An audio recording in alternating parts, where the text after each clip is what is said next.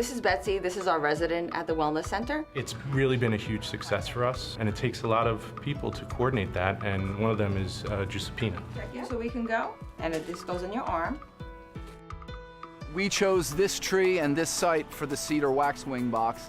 I love the whole idea of the project to begin with. I mean, I want to get these birds to nest here just as much as everybody else does, but the cameras provide the proof. It's close enough so any movement around the box is going to get picked up by the camera. The first garden that was created was the edible garden, and it's important because students get to go in there and they get to plant fruit and vegetables and know how they grow. Who tasted one that could say what it tasted like? Who wants to find some fossils? Me! Go to it. All of them, if they try a little bit and aren't afraid to get their hands dirty, they will find a 65-million-year-old fossil with their own hands that they get to take home. It's about going. I found a fossil. What'd you find, Eve? Let's see. I found a clam. Hi, everyone, and welcome. I'm Marie Bliston, the host of Classroom Close-Up New Jersey. Whether or not Archimedes ever really proclaimed Eureka doesn't matter to anyone who has ever discovered something that boggles the mind and sparks the imagination. By definition, the nature of discovery involves finding, uncovering, or unearthing. On this episode of Classroom Close-Up, we'll explore what it means for children to discover. But before any child can really focus on discovery, it's important they feel healthy. So we begin with a visit to the Wellness Center.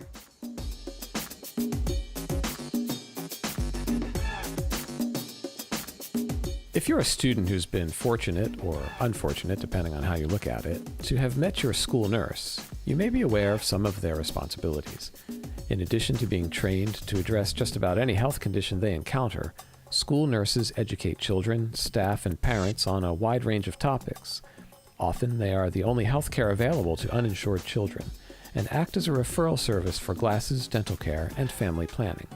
So you can imagine what it meant for students and parents when this wellness center opened in their school. This free program is a collaboration between Neptune Township, Neptune City, Bradley Beach, and Jersey Shore University Medical Center. Check out my stomach ache. I'm gonna walk around right into see. He has a stomach ache. You wanna sit up here? Can you jump?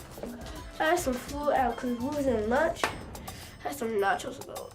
The Wellness Center is actually called the Hovanian Children's Hospital Wellness Center.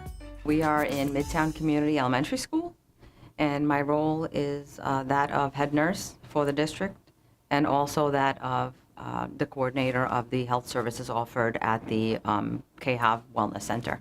This is our waiting room where parents wait to be seen with their child. We have toys, coloring books, and crayons, and some parent information on the desk. Just like a regular doctor's office. Yes. Yeah, very Yes. inviting. Yes. Beautiful. We tried to have, posters on the wall about different trending topics, CPR, hand washing. I see that hand washing, very Yes, important very in schools. important. And concussions as well. Yes, absolutely. Excellent. Now, do you also see the students who are playing sports? We do. We do sports physicals here, Okay. working papers, All right. sick visits, well visits. Well, this is a very busy Yes. room already, I can see.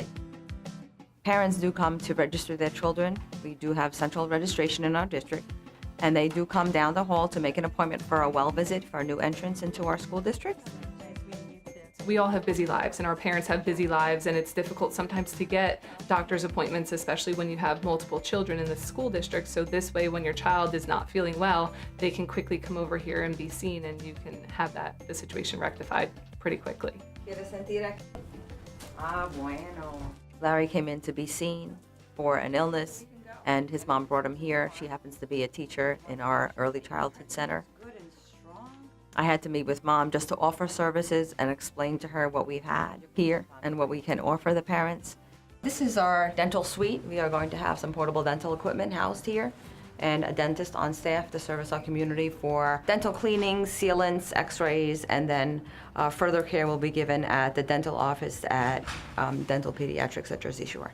We have nurses in each of our schools. What's really unique about Midtown's Community Elementary School is the fact that we have Juice Diamanti, our head nurse, who oversees the operations and offers various programs for our staff, students, and families here in Neptune. Because she is here, She is able to constantly gauge the pulse of what's needed and what's happening in the district and as a community as well as the state, and relay that information down to our level and just make sure it's disseminated appropriately so that families constantly know what's going on.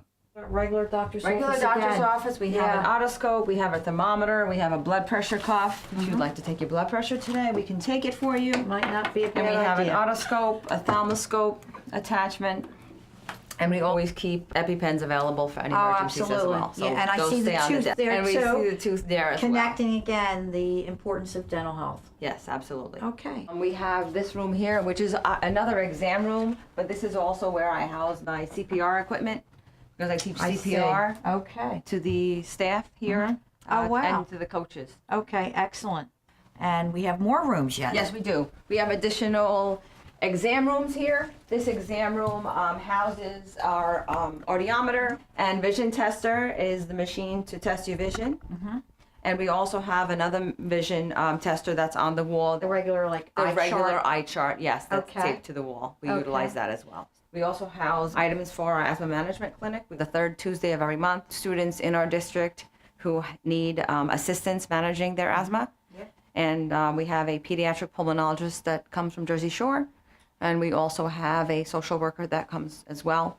And we let the parent know that we're having a clinic on that date, and would you like to bring your child to be seen and to understand if your medications are working for your particular child. We've seen some research that shows that asthma is the #1 reason why students are absent. So have you seen that your work here has been able to curtail that? Yes, we are trying to ascertain if the amount of care that we're providing for this service is decreasing school time lost. That's one of our goals. This is Betsy. This is our resident at the Wellness Center. It's really been a huge success for us, and it takes a lot of people to coordinate that, and one of them is Giuseppina. We're really lucky to have her as kind of our lead in the Wellness Center, and I would say that every school district really needs a Juice. In addition to her role as head nurse, Juice is an adjunct professor at New Jersey City University and Monmouth University. She coordinates a diabetes support group and serves as coordinator of the Comprehensive Health Center for School-Based Health Services in Neptune City.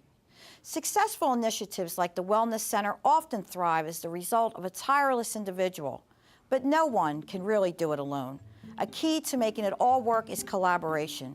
We're about to show you another example of collaboration in action. And this one is for the birds. All right. Open up that shovel wide. There you go. This is Steve Beatty and his woodworking students. Very good. They're preparing a site for one of the bird nesting boxes they built. So what I want you to do now is take your caterpillars and place them in This is Colleen Weiss-Magasic. She and her AP Environmental students are learning how to attract different birds to the nesting boxes built by Mr. Beatty's students. We're using a digital camera, motion activated. And this is Ian White. He's a math teacher and a self-proclaimed bird nerd. His geometry students help design the nesting boxes, and he helps Colleen set up the cameras to see which birds are actually using them. Collaboration is a key component in education. It's important for students to work with other students, but it's also vital for teachers to work with other teachers. You made another cedar waxwing, right? Yes. Last year we were able to create nesting boxes. Point out the locations of where you're intending to put your nesting boxes. On a previous episode of our show, we saw the West Milford students research, calculate, design, and build the nesting boxes. Built these boxes to your specs. This time, we get to see where they installed them and why. Who remembers the reason why we mounted this post and this bluebird nesting box at this location? So that the bluebird's parents have a clear view of the birdhouse. We chose this location so that the bluebirds have an open field so they can go and sit and watch across the fields if anything happens to their house, because the mama bird usually likes to watch from a distance. In the spring we saw a little eastern bluebird perched on the edge of the greenhouse outside our window. So Mr. Beatty is familiar with the requirements for a nesting box for a bluebird and installed it directly opposite the greenhouse based on watching one look in that direction. When farmers had bluebirds on their farm, they used to use the fence posts to have a box for the bluebird to nest in, and that would be open to an open field. I just can't wait to see the bird go in the box now.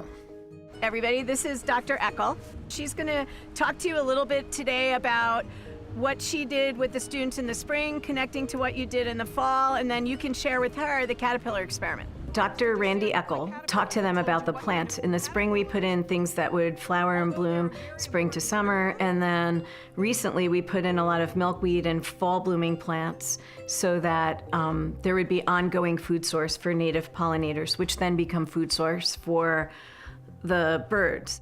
I wanted to talk to you a little bit about some of the plants that the spring class put in to sort of expand this habitat out. Native plants are really critical to provide habitat for wildlife.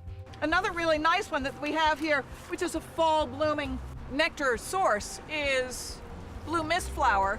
I also advised them on what plants they could add to different locations on the school campus to provide better habitat. Okay, so how many caterpillars are you going to put up there, Maddie?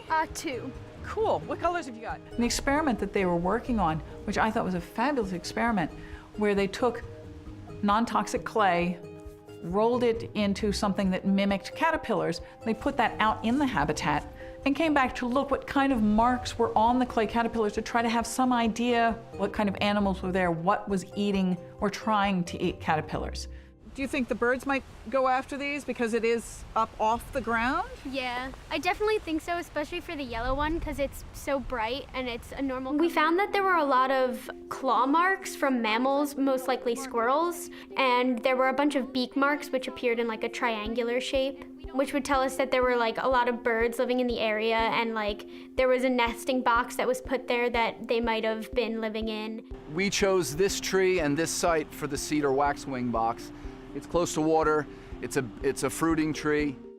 I love the whole idea of the project to begin with. I think Colleen heard that I was into birds, self-educated bird nerd. So she came and asked me and I accepted right away. The camera that we chose is a high definition, motion detected camera. I mean, I want to get these birds to nest here just as much as everybody else does, but the cameras provide the proof. It's close enough so any movement around the box is going to get picked up by the camera to see of any bird species that came to this box, especially the one that we targeted for the cedar waxwing for this box.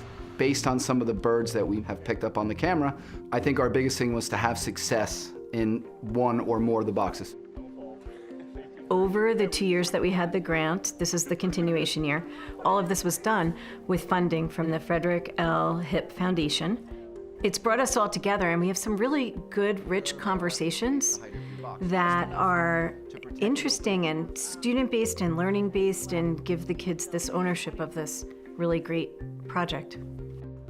This is a program that is organic, but something that just emanated from teachers that wanted to get together and make connections for students. And that really is the hallmark of a successful program. Kids just don't go outside and play anymore. And they don't stop and just look for a little while. And so the fact that they point to this and say, oh, that's my nesting box, whether they were the ones who designed it or the ones who built it or the ones who came out to check it, they have ownership now. I love that. I love that. I get very excited.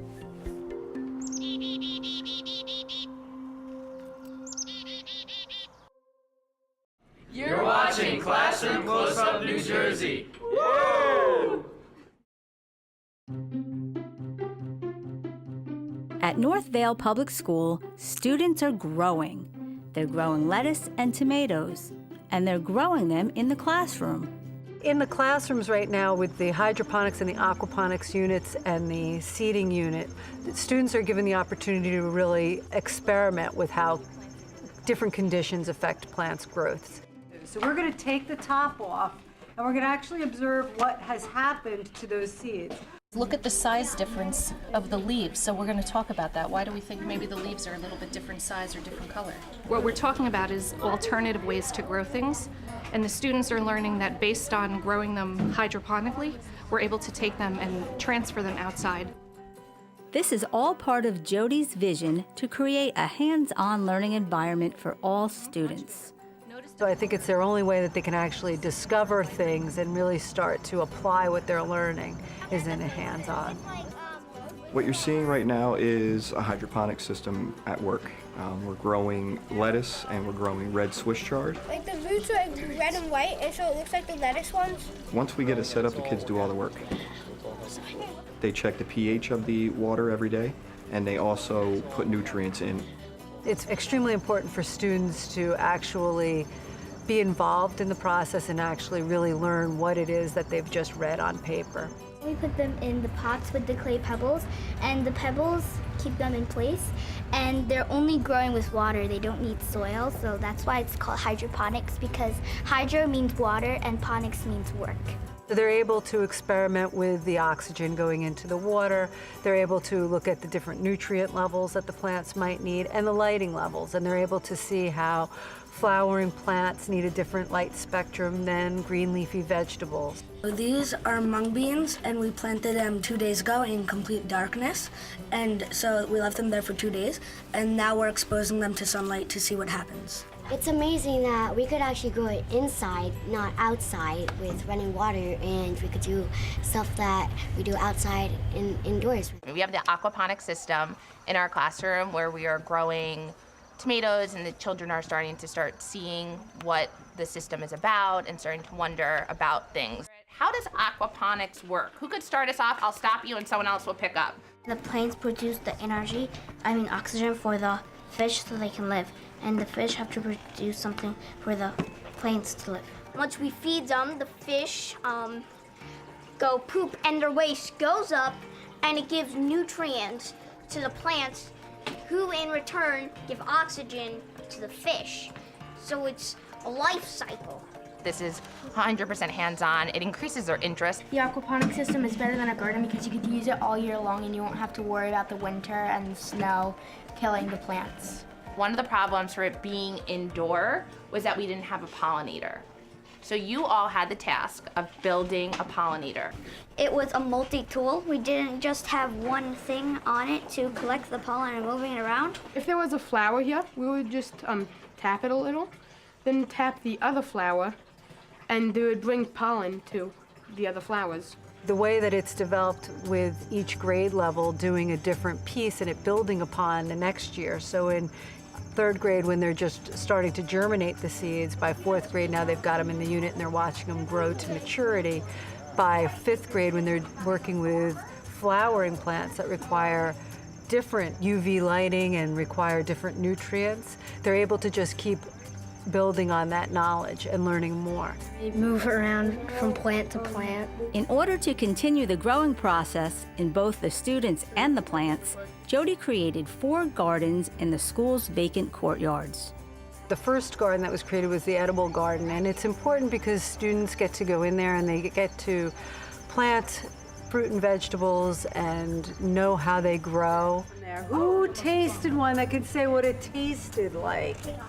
They learn about the composter and how dirt is formed. So it's a real hands-on garden, and it really gives them appreciation for our food. That's good. The next garden would be the Discovery Garden. They're using the iPads with the microscopes on them to look at leaves. I'm seeing how the chloroplast in the green leaf makes it green, trying to see the cells. And the Native American garden ties into the fourth grade curriculum, so they're able to go out there and really think about how Native Americans used to live. Like, I sort of get it from reading the book, but it's better being here. Yeah. You really get to experience it. Yeah. The sustainable garden is designed with the native plants. All of the plants here can grow by themselves, and we don't need to give them that much care. The 8th grade life skills class really benefits from the garden because it allows them the opportunity to first just do the basic life skills of knowing the days of the week. They're put on a schedule of when they have to feed the fish and when they have to turn the composter. We feed them like almost every day. No, Monday, Wednesday, and Friday. Friday. Yeah. They feel really good about the fact that the reason the fish are living is because they're feeding them, and the reason we have dirt for the gardens are because they're spinning the composter, and that they play a major part in the way that these gardens work. I discovered these ginormous carrots. I hope that students discover an appreciation for nature and for life in general, and just really keep their minds open and continue to just try to figure out why things work the way that they work.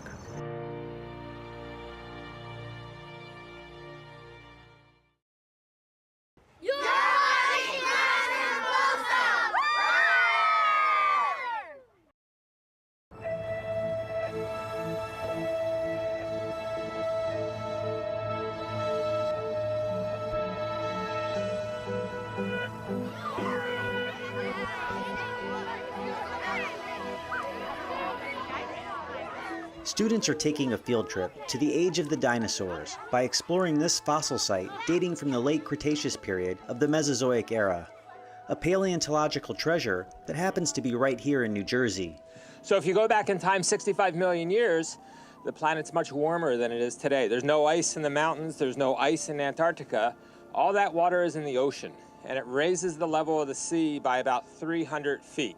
World-renowned paleontologist Dr. Kenneth Lacovera leads the ongoing research at the former sand mining pit, which is now part of Rowan University. This site has been preserved for scientific research, but also for public education and outreach. And so we have our research that we're conducting over there at the layer that represents the last moments of the time of the dinosaurs. But above that, we have about 25 vertical feet of deposits where you see these kids collecting fossils today. And we can bring thousands and thousands of school groups in here, and sometimes we open it up to citizens and they come in, and there's just this tremendous thirst for these authentic, hands-on scientific experiences. Who wants to find some fossils? Me! Go to it. All of them, if they try a little bit and aren't afraid to get their hands dirty, they will find a 65-million-year-old fossil with their own hands that they get to take home. It's an amazing experience to actually come out here and to be able to get their hands dirty and really interact and explore with the world around them. And this is class. This is our classroom for today, which is an awesome experience. We're digging for stuff, digging for fossils, iron, all types of things. I found an oyster and steel. I found one sponge. It's a shark tooth. When we get back, we're actually documenting ourselves. We're going to make a video, and we're going to make a dinosaur exhibit so that everyone in our school can enjoy everything that we discovered and we explored here today at Fossil Park. The teeth that we have are very long and very, very straight. 66 million years ago, where we're standing right now, we find 4 different species of marine crocodile here, 8 species of big sea turtle, a couple dozen different species of sharks. We find the remains of mosasaurs here. Think of a marine Komodo dragon that's as long as a bus with paddles for limbs, a 6-foot jaw, and a second set of teeth at the top of its throat that points backwards to keep its prey from swimming back out. A sea monster.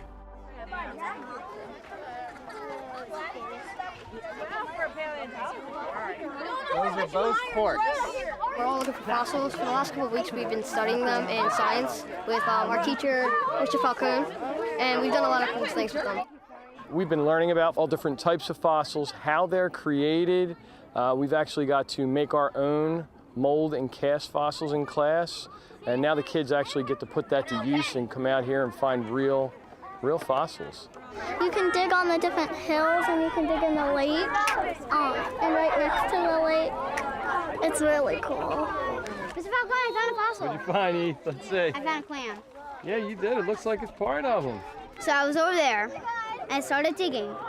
And then I found this rock, and I'm like, what is this? And then I looked closely right there at the little things, and I knew it was a clamshell. So here we're slowly working the sand through with the hands. We've got a big sieve set up. This is a great place where we get some sand from the stream, kind of work it through, and it'll leave behind bigger particles and pieces here, like fossils or bits of quartz. I found some bacterial poop. I it because it was shining. So I picked it up and it was a tooth. It's a beautiful 65 million year old shark tooth. That's the nicest tooth we've seen in a good long while. And so dinosaurs are around for 165 million years, and they all go extinct like that when a meteor hits. I always love the project that I'm working on right now, and I've been privileged enough to work around the world in the Gobi Desert in China and the Sahara Desert in Egypt, and I spent the better part of 10 years in southern Patagonia and Argentina discovering and excavating this giant dinosaur called Dreadnoughtus. And that was really a thrill of a lifetime, but then when I look over here and I see this, it's pretty hard to beat that. It's pretty hard to beat a 9-year-old kid running across the quarry saying, I found a fossil, or I've got a piece of quartz. It's an amazing experience. The future of Fossil Park includes community dig days and establishing a science center. To learn more, we'll include a link on our website. That's also where you can watch past episodes and explore our video library for every story that we've ever featured on our show. Stories that focus on the joy of learning, about passion that inspires discovery, about caring and commitment to a new generation, all in the hope for a brighter future. Thanks so much for joining us this week. I look forward to seeing you again next time. Until then, for Classroom Close-Up New Jersey, I'm Marie Bliston. See you soon.